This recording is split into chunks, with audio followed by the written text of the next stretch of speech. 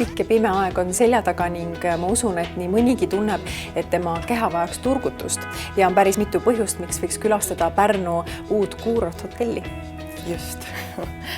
Pärnu uus kuurorthotell, Estonia Resort Hotel and Spa. Spa hoolitsuste menüü on äärmiselt värvikas ja mitmekülge, just nagu Eesti viimaste sajandite ajalugugi. Me kasutame oma spa hoolitsustes ära kõik, mida Eesti loodus pakub. Vee, tule, taimed, mee, turba, kivid, kõik võimalikku. Ja me väga hindame meie esivanematelt päritud tarkusi ja teadmisi. Me hindame pärimusmeditsiini. Meie mentor ja pärimusmeditsiini õpetaja Alar Krautmann on välja töötanud täiesti unikaalse ja just nimelt Eesti pärandil põhineva massaažikultuuri. See on soone tasumine ehk eidne Eesti massaaž. Sellel on väga selge käekiri, sellel on rütm, mis meenutab regilaulu ja kasutatakse võtteid, mis sobisid just vanadele eestlastele, kes tegid tööd põllu peal, mitte kontorilaua taga. Loksutatakse, painutatakse, väänatakse, kasutatakse keha asendeid ja võtteid, mis aitavad kehal ja hingel leida oma tasakaalu ja väe. Eestimaistele spa-hoolitsustele annab vürtsi ja särtsu India pärimuskultuurist pärinevad sundaari hoolitsused. Eestimaistest võiks esile tuua taimekubumassaaži, väevihtade jõudu, erinevaid vannihoolitsusi ja kehahoolitsusi. Rõhutan veel kord, et kõik on eestimaised, kõik on looduslikud ja proovitud teha nii, et ei teeks liiga ka allergikutele. Oleme mõelnud ka perepesamunadele.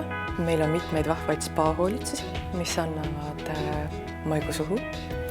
Meil on olemas hoolitsused ekstra mõeldes meestele ja saab tulla spa-hoolitsustesse ka koos paarina. Vast üks kõige olulisemaid kohti on vihasaun, kus me kanname edasi pärimusmeditsiinist ja rahvatraditsioonidest pärit saunarituaale.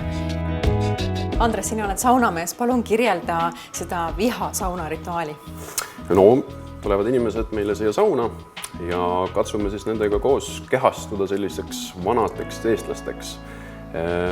Vana eestlase jaoks siis saun oli selline hästi püha koht ja saunaga käisid koos sellised omad rituaalid, oli selline kombestik välja kujunenud ja siis kõigi inimestega koos üritamegi seda kombestikku natukene uurida.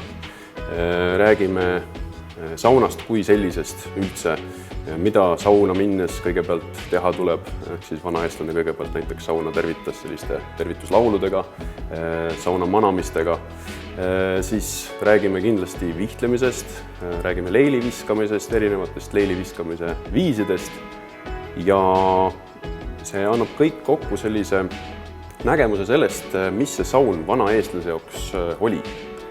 Kui püha ja kui selline keskne see saun üldse eestlaste kultuuri jaoks tegelikult kunagi oli. Tulge nautima kevadist Pärnut, lõõgastuge, puhake.